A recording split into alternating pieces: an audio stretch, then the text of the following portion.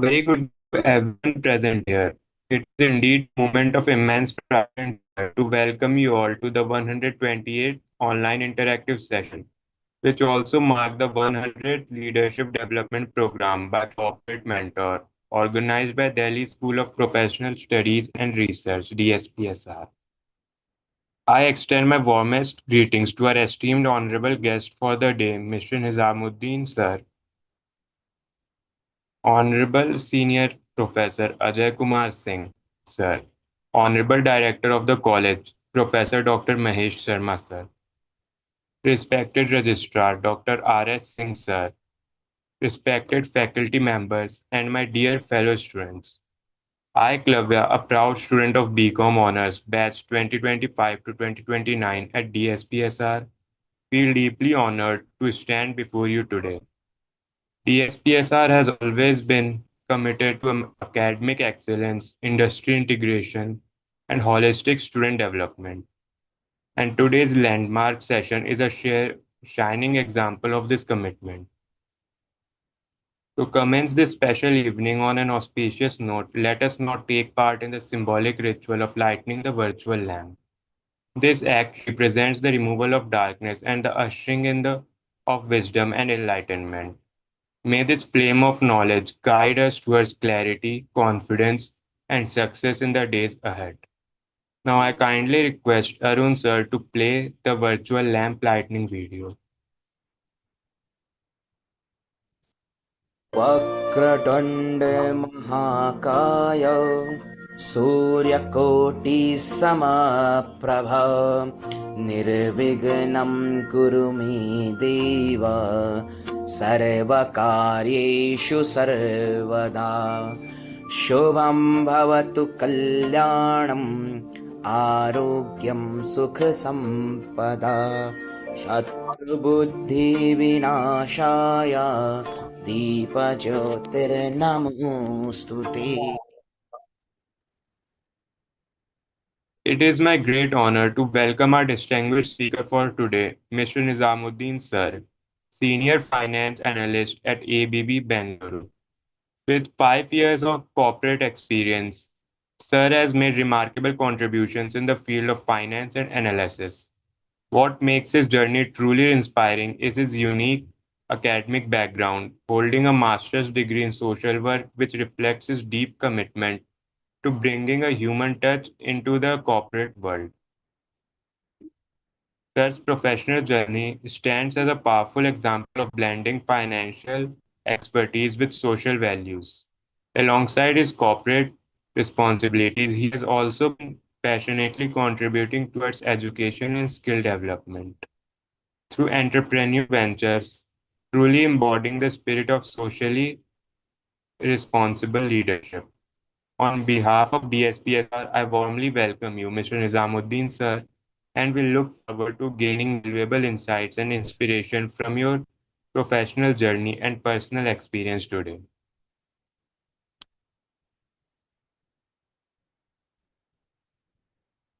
We are equally delighted to have as our moderator today Mr. Shivang Chaudhary, a dedicated BBA student of batch 2023 to 2026 at DSPSR. He has gained significant professional exposure through internships at Amanti Technologies and SK Business Solutions, where he actively contributed to talent acquisition, compensation, employee engagement, and HR operations. His commitment to learning and hands-on corporate experience demonstrates the true spirit of a DSPSR student, enthusiastic, skilled, and future-ready.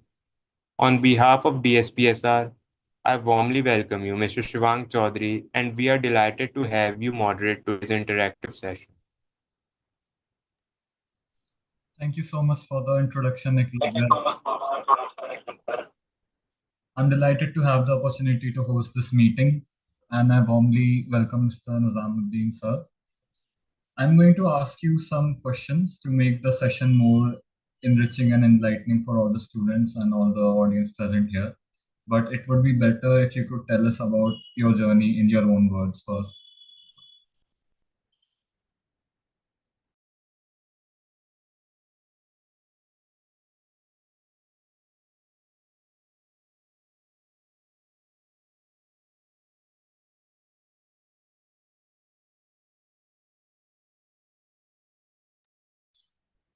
Nizamudeen sir, can you hear me?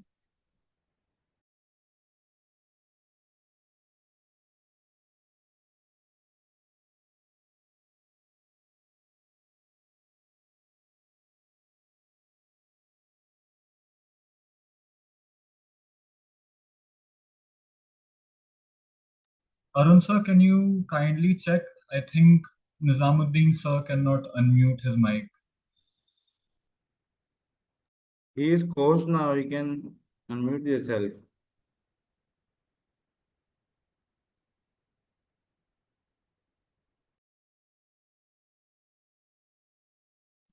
Hello, Ankita ma'am.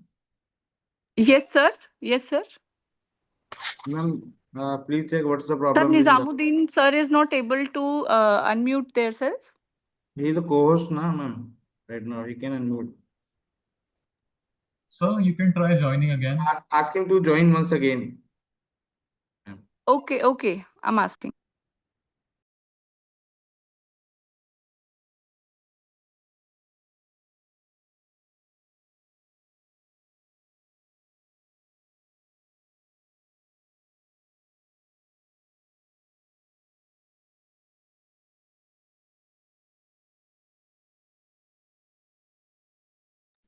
Sir, he is joining again.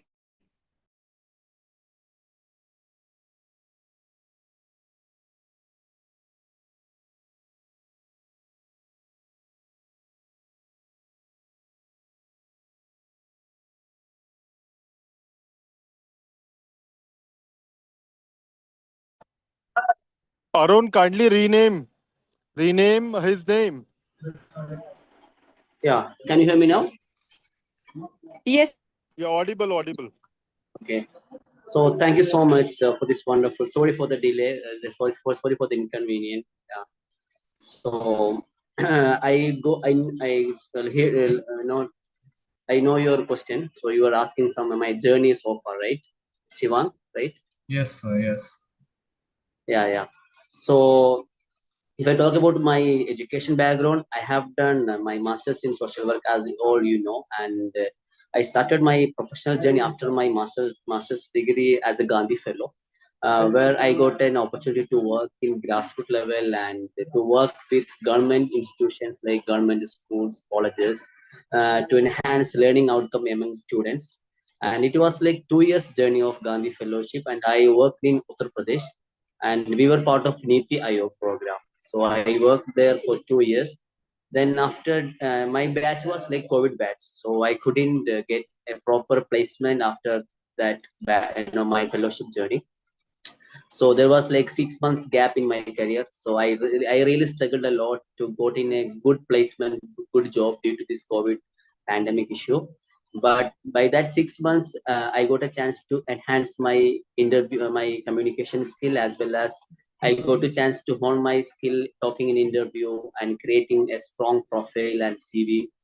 And after 6 months of that, I think 2020, if I'm not wrong, yeah, 2020, after 6 months of that 2020 pandemic COVID, I got a placement in government project called DDUGKY, Deen Dayal Upadhyay Gramin Kaushal Yojana. It's like exclusively for skill development program for youth.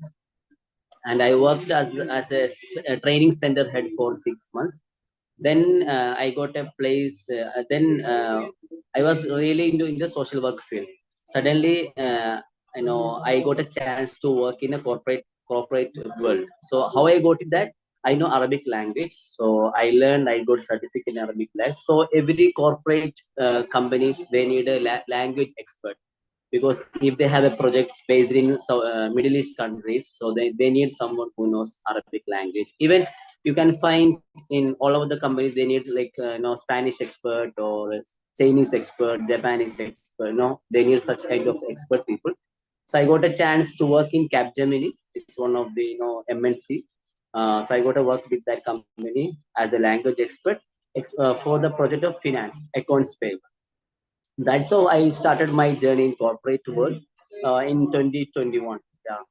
Then I worked there like 2.8 years as a, then luckily I got a chance to work in finance accounts payable. So I really, enhanced my skill in finance world. and I worked. I got an experience in that company. So after 2 years, I quit the job to have a good different experience, different company. Again, I got a job in different companies called Spine Biz, in same role, finance analyst. So there I worked like 1 year. Again, I thought of I need a change. I need a switch from this company to have a better experience. Recently, I mean, this 2025 January 6th, I joined this company. I mean, ABB.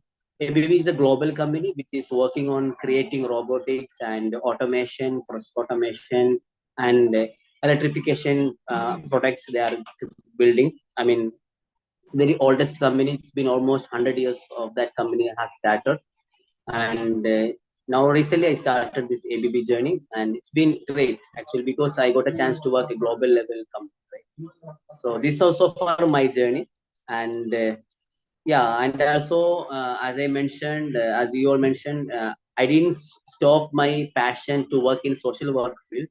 Parallelly, I am working towards education skill development program, and myself with my friends we are running an NGO called Vibrant Community Action Network, and also we are providing skill training programs for degree or +2 pass out students as well.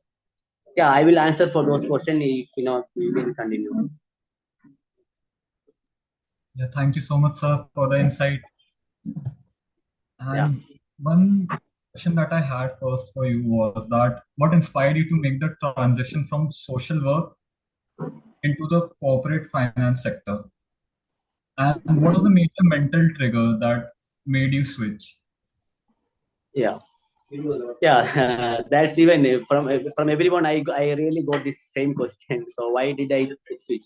In fact, in my opinion, everyone should have different identities. In the sense, I will urge all of you, if you are entering into the career, we will never switch in. We will never be remain in single career position. We should have different identities. Suppose if I'm asking Shivang what are doing, yeah, I'm working as a business analyst. At the same time, if you have some other skills, you should explore that skill as well. In the same way, I thought of I have done social work and I have done Gandhi Fellowship in education field. Then I thought of if I need a full time job to stabilize my financial status. So I got in the corporate culture. Even also in corporate world, we will have a lot of opportunity to upskill, to learn, to interact, to network a lot of people. At the same time, I need to work on my passionate fields, like working towards skill development programs and education program. So I never switched from social work to my corporate, but I started to go with two parallel in both ways, like corporate as well as social work. um, and also I thought of, for example, if I'm working in corporate world, I feel as a finance analyst, I need the skill of like finance, attention to details or understanding numbers and analyzing data. But even though I have the experience, I have the skill of facilitation or presentation skill or stakeholders management. I thought of why shouldn't I use those skills in other way? So then I thought of, yeah, definitely I should be part of some other social work related work, some social entrepreneurial journey. So we started as a journey in that field.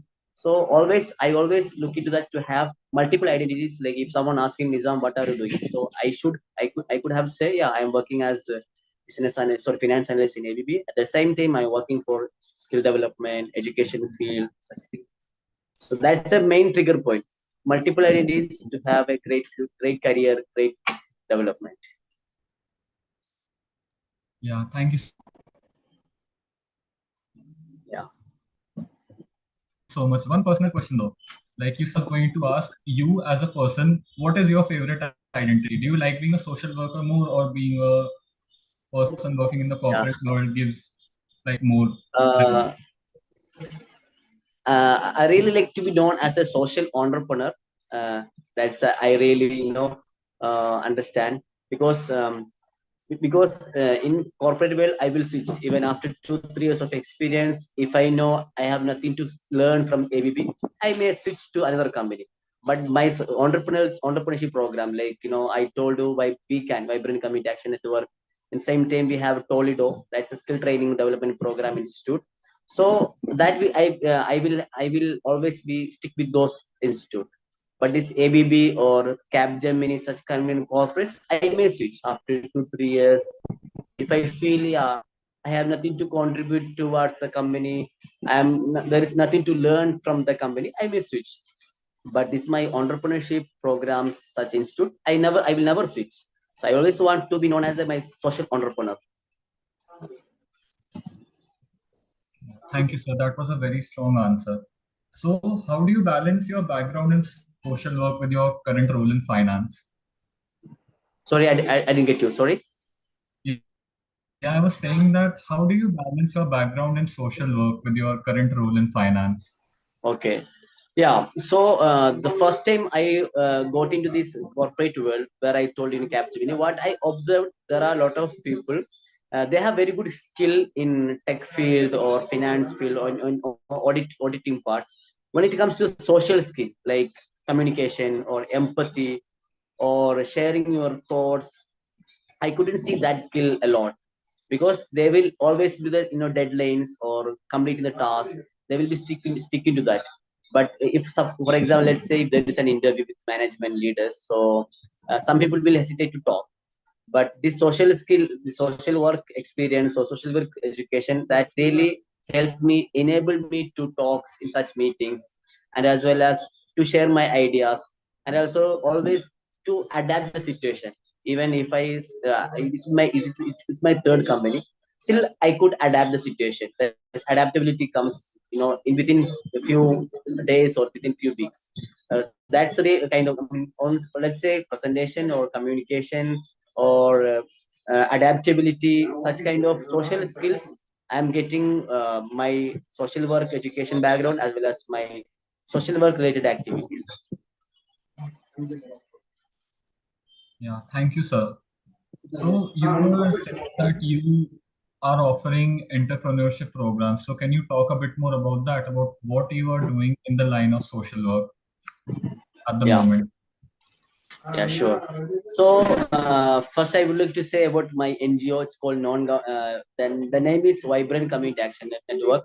So we really started towards youth development programs in my own district. Yeah, I didn't say I'm from Kerala. So in Kerala, my district name is Kasaragod. So we started our this NGO work in our Kasaragod district. So where we were focusing on college students, we are providing internship programs such students, as well as we are providing skill development programs at the grassroots level. Along that, we are supporting local governance institutions like panchayats or gram panchayats, such kind of grassroots institutions we are providing. And after, 2021, this NGO was started 2019 during my college days. And 2021, we started one of the team contacted us. They told us, can we manage one school? The school is from LKG to 10th standard. They requested us, can we manage the school? We told, yeah, yes. So 2021, we started to manage our school under the name of Toledo. So now we are having almost 2 schools under our management. We are guiding them, we are managing the school, we are providing teachers training, and we are ensuring all students are getting quality education.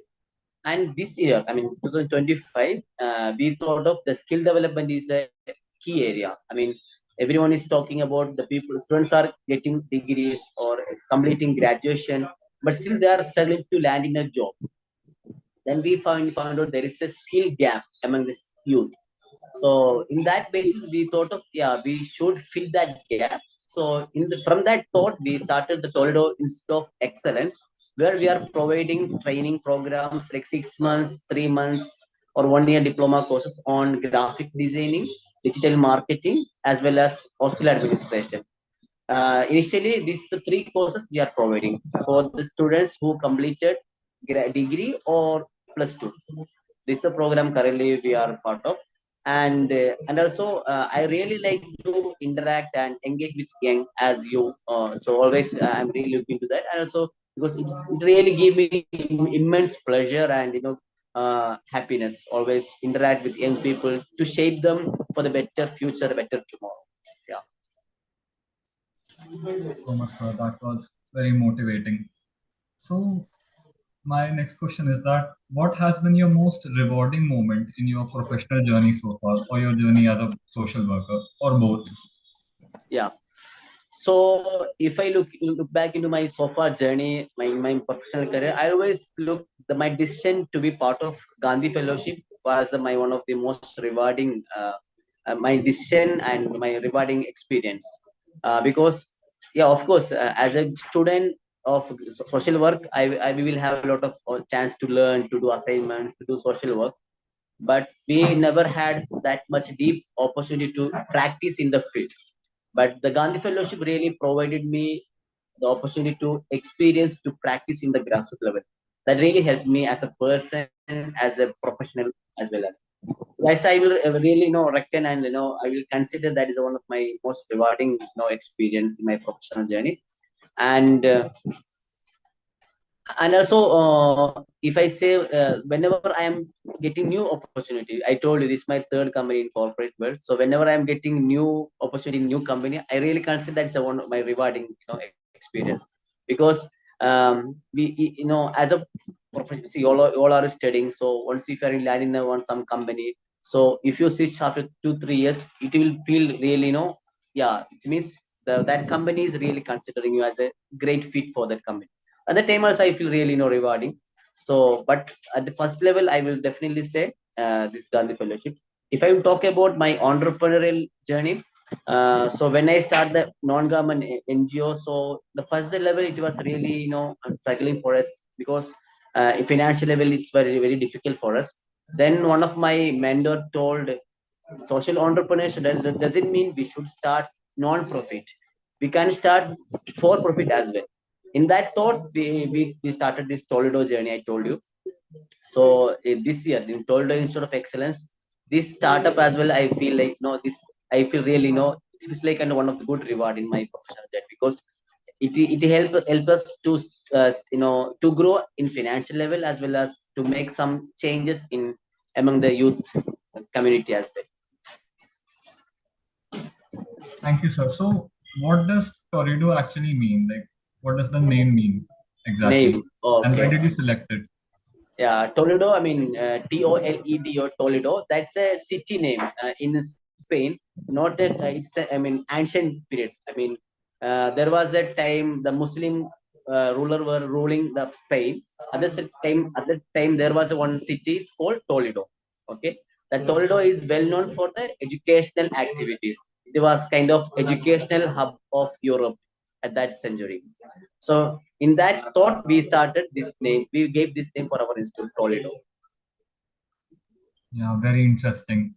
Yeah. So my next question is career related or related to your profession, however the audience wants to see it or you want to see Yeah. it. So could you share about your role as a senior finance analyst at ABB and what does it involve on a day-to-day basis? Yeah. Okay, sure. So in finance analyst, there are two. I mean, if someone is looking for some job or career in that field, when it comes to finance, we can say accounts payable, accounts receivable. These are two main things. Okay. So it's a, I mean, let's say in broader umbrella, we can say P2P. I mean, procure to pay. And that's a huge topic. So I'm not going to the deep. So under the P2P, there is a called accounts payable, accounts receivable. So I am part of accounts payable. Accounts payable, we are supporting our company to pay that to finish complete their payments for the vendors account. So if I talk about my day-to-day activities as a finance analyst in accounts payable section, first of all, invoice processing. Okay, if someone is doing BCom, they can relate that, they can relate what I'm trying to say. So in accounts payable, the major thing is called invoice processing. So we will get the invoices from our supplier or vendors, where our company needs to pay to the suppliers. They will provide us the invoice. So we shoot the matching. I mean, invoice and called the purchase order and GR. This is called three-way match. Okay. So so that's what first activity. That's my invoice processing I will do. And the second thing, other activities of my day-to-day activities comes like payment activities. Like we will check whatever invoices posted, is it correct or not? and we will support our vendors by providing payment date. Someone is asking when I will get the payment, so we should say due date of that payment. And majorly here we are in ABB, we are all using SAP. That's a tool we are using for financial transaction. Like some company will use Tally, some company will use um, different applications are there. So we are using SAP. And also this called vendor reconciliation. It means that's one of the activity which I am doing. The suppliers will send some list of invoices. We will check, is it all posted, is it are all they all paid or not. These are the major activities which I am focusing in my team, as well as a language. In same way, I'm supporting some language issues. Suppose if we may receive the invoices in Arabic, so at the time I need to support my team as well, because as I told I how I started my corporate journey as a first as a language expert in the field of finance. Then I learned finance, accounts payable, invoice processing, SAP. So these are major activities which I am doing in my current company. Thank you, sir. That was a good insight. So, like you have said, you have worked in 3 companies, right? This is your third company. Yeah. So I was saying that what can you tell us about ABB and where would you put it as an organization in terms of work culture and opportunities? Yeah, that's good one. Yeah. So why did I choose ABB? So first of all, I really want to be part of some global level company. Okay.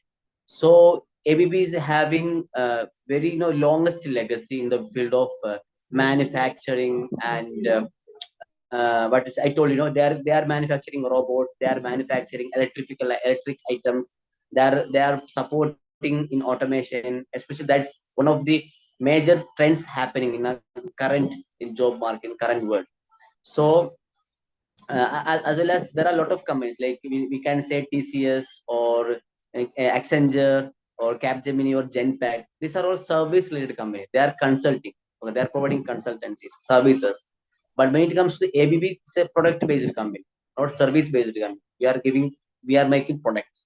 So I always want to be part of this such kind of product based company. So whenever you are part of such kind of like Amazon is kind of product based company. Okay, and so if you are employee of such kind of company, it's called captive. You are a captive. It means you will have a lot of benefits. You will even I'm talking about financial level as well as in your career growth level as well. One of the best thing which I found in ABB, they're really considering employee in the first priority. Okay, not just doing the services, not just doing a task. No, they always prefer to employees stability, employees performance, employees skill development. At the same time, there are a lot of programs for employees learning opportunity. We are have option of we are collaboration. ABB is collaborating with uh, Harvard online learning portal. So there we have a lot of options to learn to upskill ourselves, and we have 2 portals like we can upskill ourselves. At the same time, there are 2 types of learning opportunity on online offline. I mean, in every year all employees should complete minimum 40 hours of learning. So these all things, I mean, they never see as a just employee just work and get the salary go away. No, not like that. They always prefer to the employees. They always ensure all employees are upskilling themselves. Another thing is one of the other thing is we can do internal job transfer in our company itself. For example, now I am part of accounts payable team. Okay, invoice processing, I'm supporting Saudi Arabia. So if I want to switch from the same department to another department, let's say R2R or payment team or different teams are there, so we can switch as well. So even if you are in ABB for 10 years or 15 years, in 15 years you can learn different aspects because it's a huge company.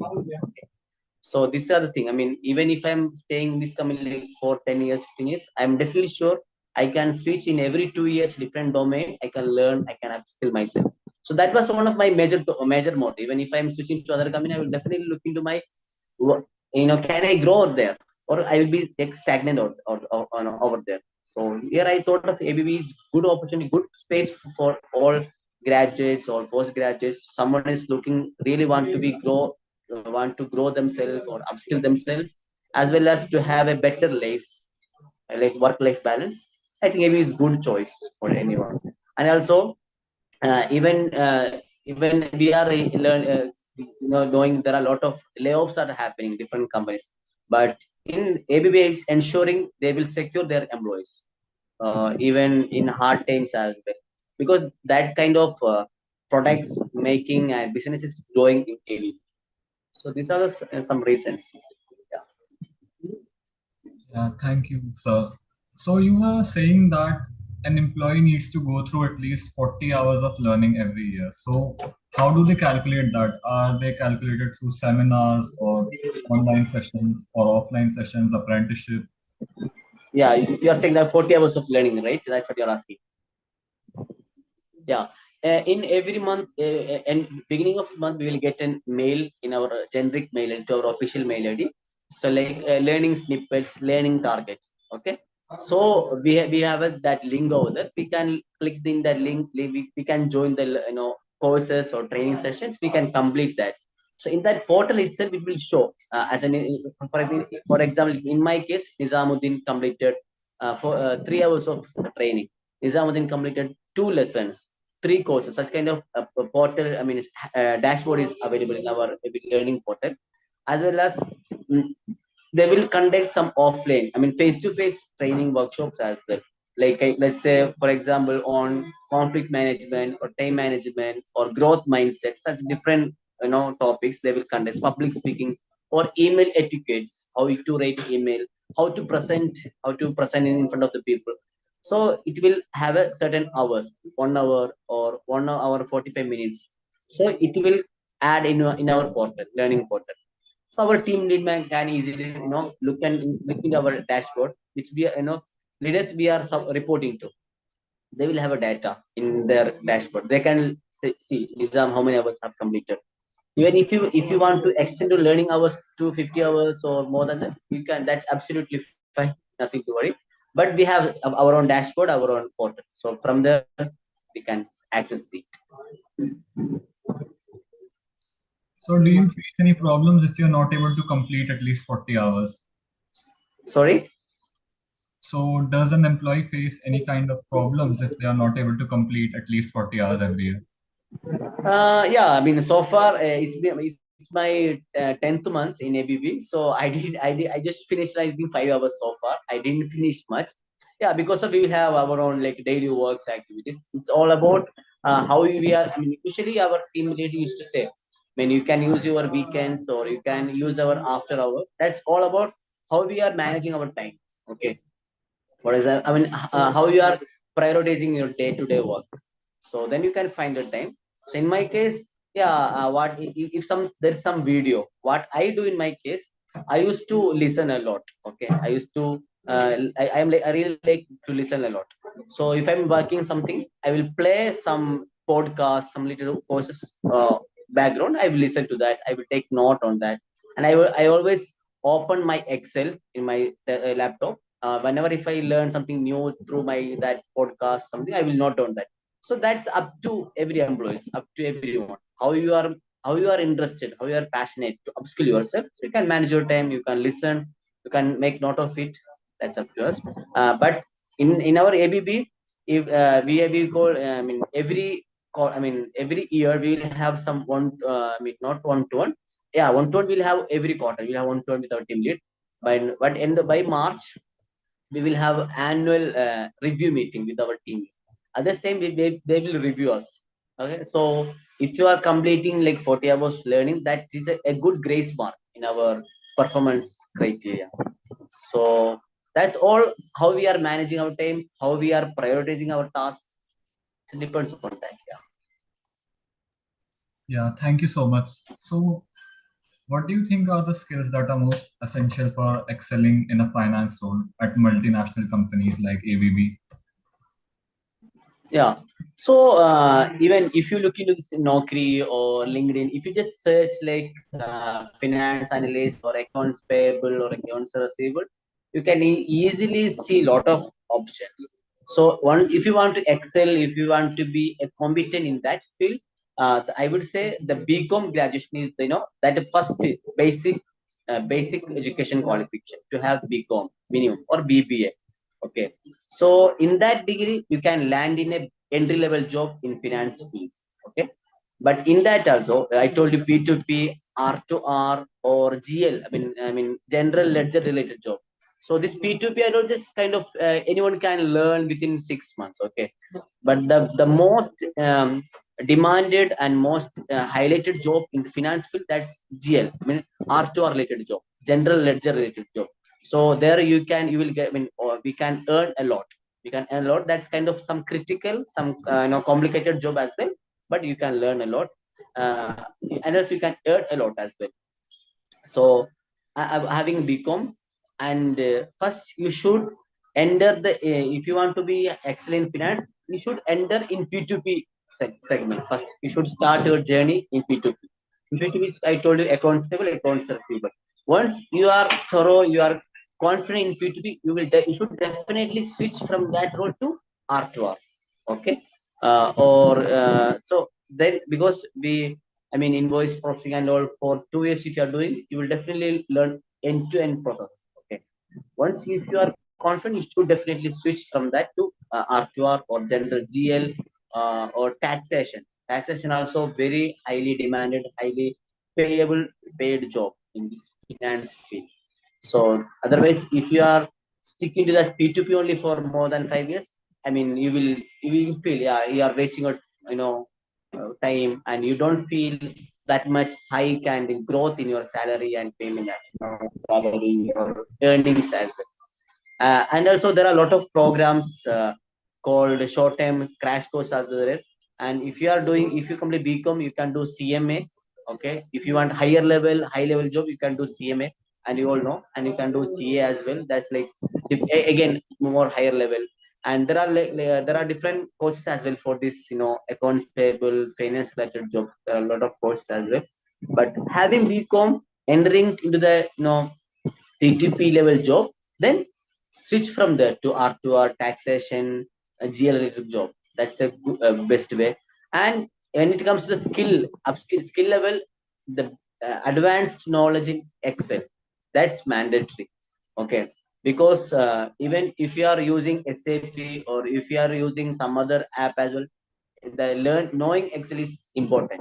Okay, because as a finance person, Excel is everything. Okay, even if you are having separate application, also Excel is everything. And also, once if you land a job in finance field, if you want to become team leader or project manager or team manager, they will definitely check this person is, and does this person know Excel or not. Okay, so strengthening and upskilling your Excel skill, that's mandatory.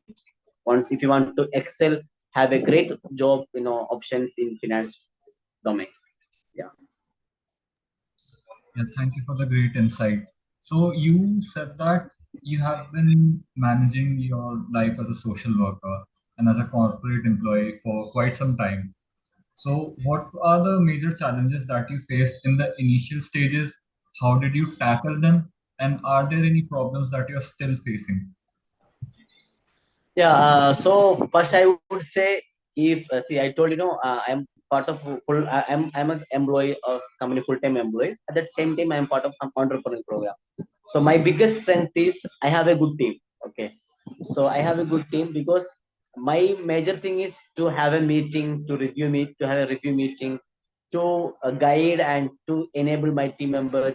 I mean, to do the please plan and design. That's major task. Having plan and design with my team. My team will execute. So what I will do, my major challenge was, if I talk about the time. Okay, because sometimes I need to extend my time in ABB. For example, let's say in my corporate ABB maybe. So what I will do, I will start my day with prioritization. I will make a note of it. Yeah, today this is our I will work with ABB. This is my to do list, my task. I will complete that, and I will prioritize my second. Like that, I will manage my time day to day activities. And also, the major other challenge was to have a good team. At the initial level, we really struggled to have a great bond in our team in my social work related activities. So at the time, we had a long sit up, long meetings, and we really did brainstorming session a lot. Brainstorming session. We listened to each other. We make a note of it, and we understand each other. Then we delegated our task. I mean, Nizamudeen will do this activity, this person will do these activities, and every week we will sit together as a team. And also, I openly told my team member, this is my weekend. Let's say now my weekend is like Friday and Saturday. So I will say this is my weekend. So I will exclusively, give my time for my social work related activities. My other works, my other working day, I will exclusively, uh, give to my ABB related activities. And other good advantage for me is like work from home for me. I know no need to go to office every day. I need to go to office only 5 days a month. So I could manage both. If I need to go to office five every day in months, I couldn't manage this much. But due to this having flexibility in my company, I could manage both, like corporate as well as social work activities. The first thing I would say, even suppose if you want to pursue a different, like your own business, your own full employee job, or your own entrepreneurship journey, if you don't have a good team, it's really going to be challenge, because that's a base, that's a foundation. If you have a good team, a well settled, supporting each other, understanding each other, listening to each other, definitely it will be very helpful for your business or your entrepreneurial journey. So that's yeah, really I really struggled to have that team, but now it's good, it's going well. Thank you, sir. That was very inspiring. So, one more question. How do you think young professionals such as you can contribute meaningfully to society while pursuing corporate careers? For example, people who have to go to office every day, those kind of people. How can they meaningfully contribute to society like you have been doing for so many years? Yeah, I mean, the question is, if someone is going every day to the corporate, how they will support such activities, right? uh, See, in different companies, the company itself providing such kind of opportunities. In my previous company, we are having some CSR projects, actions, corporate social responsibility.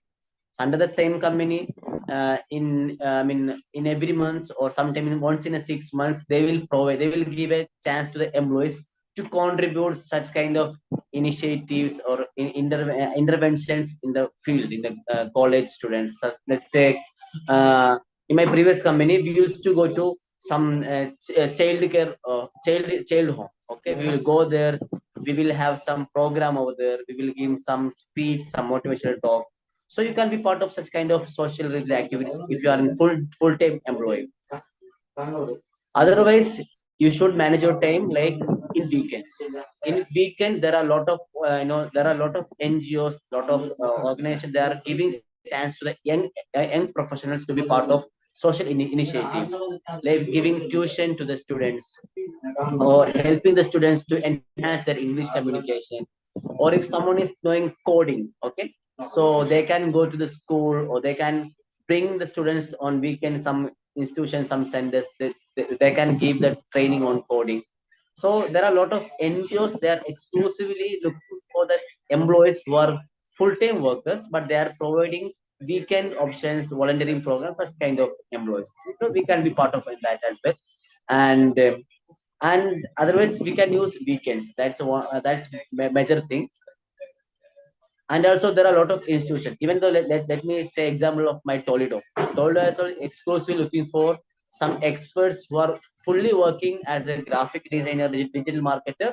We are looking them to be part of our team and to provide the training for the young professionals, young students. So there are a lot of options. So if you are full employee, the best option weekends and after work or online programs. Okay, we can give early morning programs for the students. We can support the NGOs organization, and also we can visit underprivileged schools which are running on Saturdays. We can go there. We can provide. And also, yeah, let me say one initiative which we are looking into under our Toldo Institute. We are looking into some underprivileged school. We will go there, which is located in remote area of Karnataka district state. We'll go there and we will introduce them about graphic designing. Even that the students don't know anything about that. So such kind of initiatives we are providing, as well as we can find such kind of initiatives at a lot of organizations. So at that time, it's all about how you are managing your time. Yeah, thank you. So, what advice would you give to the students preparing to enter the corporate world for the first time? For example, next year when students are going to pass out, what would be your advice? And are there any myths that students have while they're Yeah. going into the finance sector? Okay, sure.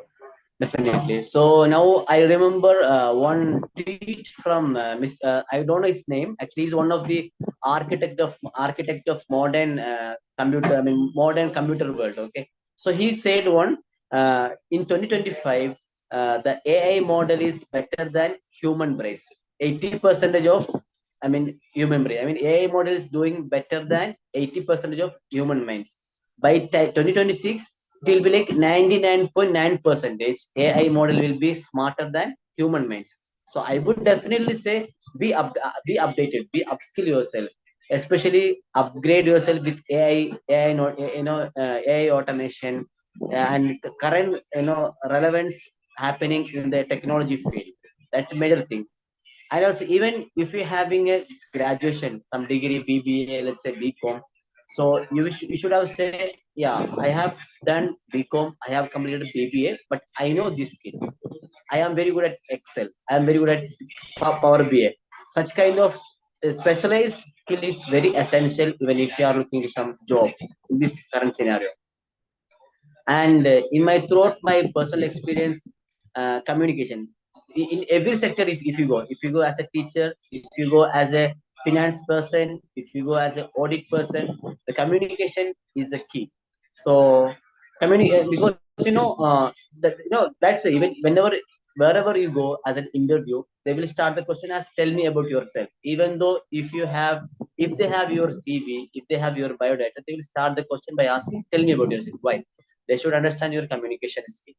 I would say, definitely I would even in my training institute, I always say to them, please enhance and strengthen your communication skill. That's very important.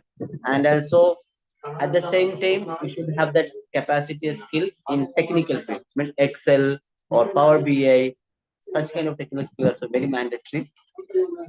uh, and in most companies, yeah, definitely in most companies they will look into some talented, some expert people. But but apart from that, they will look into if the person is coming for the interview, they're coming some job, they will look into that, is this person is ready to learn.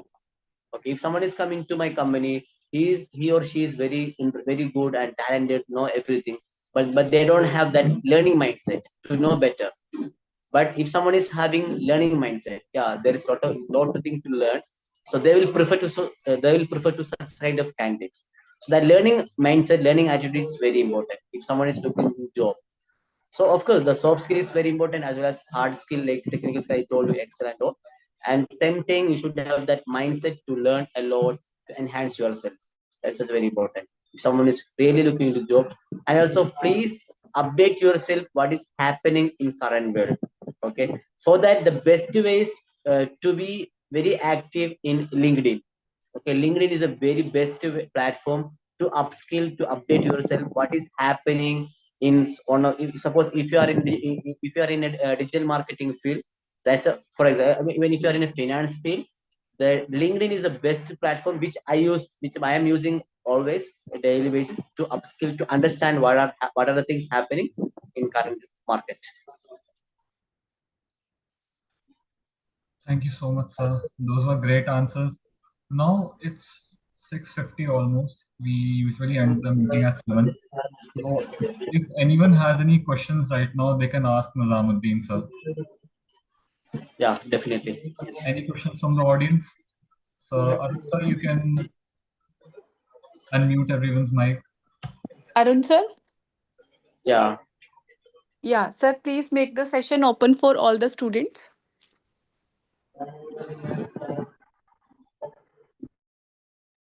Now open for all, ma'am. Kindly unmute yourself once again, all of you. Okay.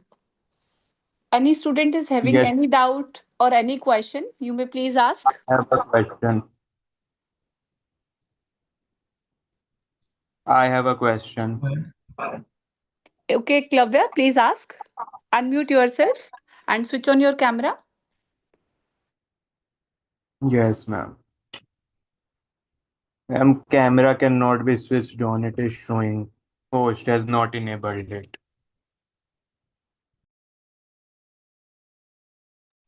Arun sir, please enable the video.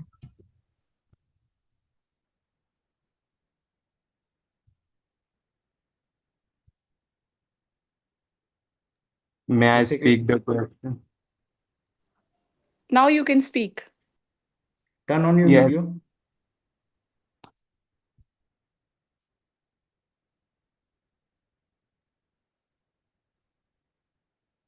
yes. So, sir, I wanted to ask what is leadership mean to you personally?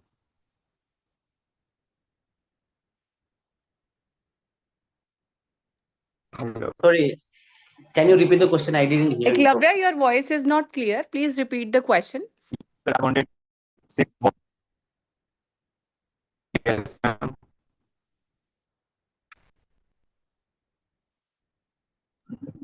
Shivam, can you help me What with the does question? I didn't hear. leadership mean to you? Yeah, sorry, Klavya, you're not audible. Can you please just write the question in the chat? Yeah, that's better. Please write the question in chat. Till there, is there anyone else who wants to ask anything?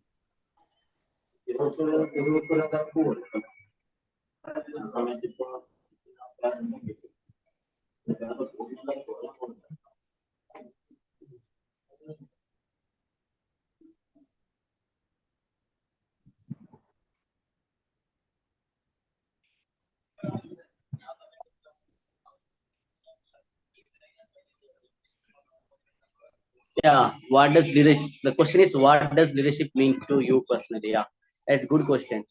So, from my initial stage of my job and my professional life, I realized I told after fellowship I got a chance to work in a government projects. There I was a training center. Training center head. I really struggled to lead the team because my management used to say, Nizam, you should lead. You shouldn't be like just employee. So what I started at the first initial level, what I started to be to listen well. Okay, at the initial stage, I used to listen a lot, but what I was listening, if I listen something, my main intention is to reply to them, but because I was listening to reply to them. Okay, then I understand as a leader, I never listen to reply. I always listen to them to understand their feeling, what is their needs, what really expect from me. So as a leader, because now I am leading, like 10 to 20 team members, including my school, my institute, and all. So my best, first thing is, as a leader, as a leader, a leader should have the capacity to listen well.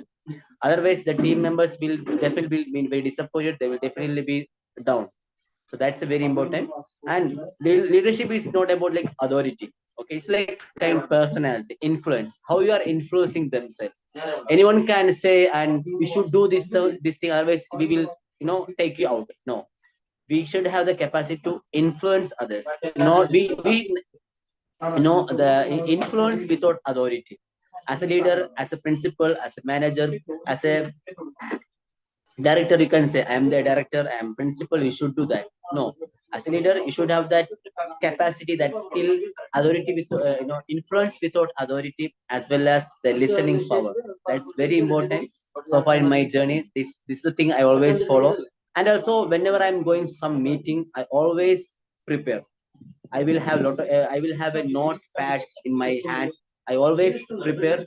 And also I always give the time to my team members to talk. First I will let them to talk, then I will give my insight, my thing. And also, if there is a good idea from my team member, I will always encourage them. Even a small thing, I will always appreciate, not just well done.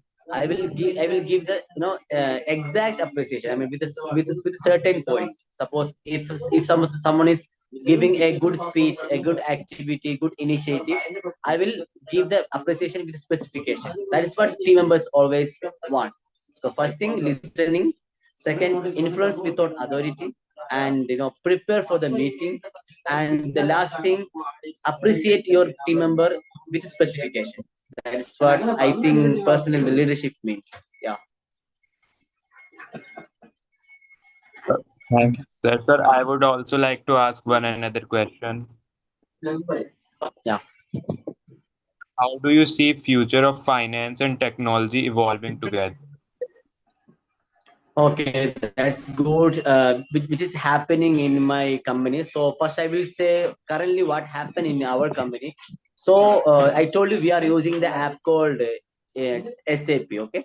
So in ABB is working different 80 countries, different countries. So every countries they are having their own SAP tool. Okay.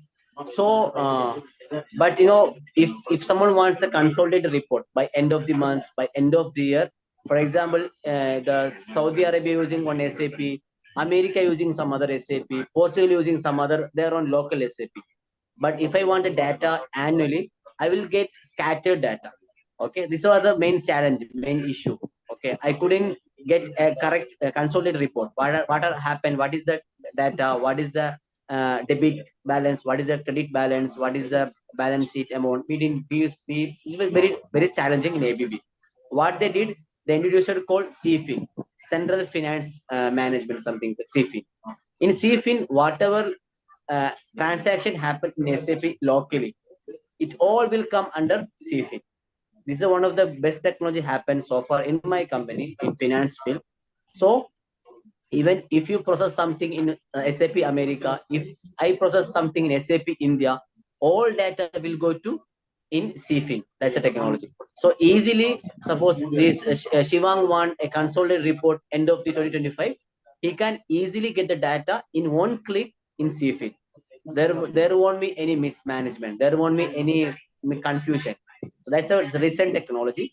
As well as there's a lot of automation is happening. For example, I told you three-way match in finance. In three-way match, invoice processing, invoice, purchase order, GRN. So in SAP, we should do manually. So there is some automation in Excel. You can do that automation. So in one click, the system automatically read invoice, purchase order, GRN in one click. That's one. Automation is also happening, and the and also this payment as well, payment cycle. So in every company they have their own guidelines, their own rules are there. So automation is coming in payment as well. So no need to run the payment cycle manually. So I know some technical word, so one is in become they can understand, I guess. So automation is also very key things happening in finance field. So CFIN is the one of the recent upgrade happened in finance in my company. So and also now this artificial intelligence also coming to the place in finance field as well. So lot of things happening. So major thing, automation. Automation is the key. Whatever process happening, can we make is automation? That's a major trends happening in finance.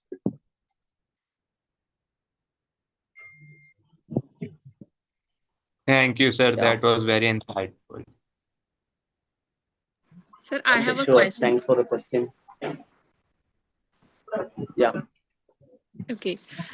Sir, if you had to give one key message to our student, so what would it be?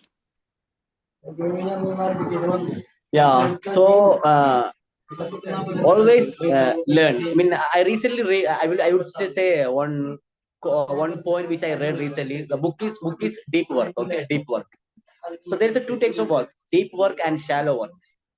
So as a young student, young vibrant minds, I want to say you always focus on deep work, because suppose if your teacher, your professor give you one assignment, one task, we will finish it in like 2-3 hours.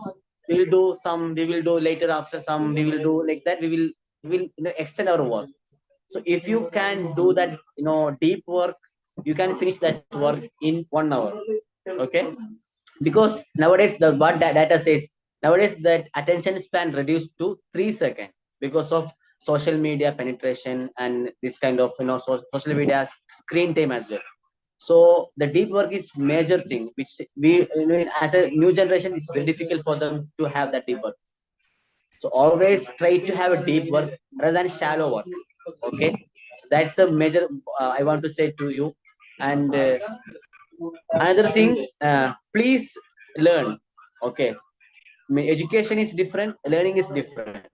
Okay, education will end after degree or after post graduation or after PhD, but learning never ends. It should be, even if you are a manager, if you are a director, you should have that mindset to learn, to listen. Okay, so because by end of the day, you should have asked the question, what I did better today. For that question, you should have the specific answer. So always focus on deep work. Always to be have a learning mindset. That's one of the two things I want to say to you as a young, vibrant student. Yeah. Thank you, sir. Thank you for sharing your knowledgeable thoughts with our students. Now I call Iklavya to deliver the vote of thanks. Okay. Thank you. Sure. We are truly grateful for the presence of our distinguished speaker, Mr. Nizamudeen, sir. Your insights into finance, corporate journey, and your passion for education and social responsibility have made this session deeply meaningful and enriching for all of us. On behalf of DSPSR, I sincerely thank you, sir, for sharing your valuable time, expertise, and wisdom with us today. I would like to extend my gratitude to Mr. Shivang Chaudhary for moderating the session with such dedication and thoughtfulness. My heartfelt thanks to our respected dignitaries, esteemed faculty member, and my dear fellow students for their active participation and continued support in making this milestone session a success. Thank you all and have a wonderful evening ahead. Thank you. Thank you so much. Thank you, Nazamuddin, sir.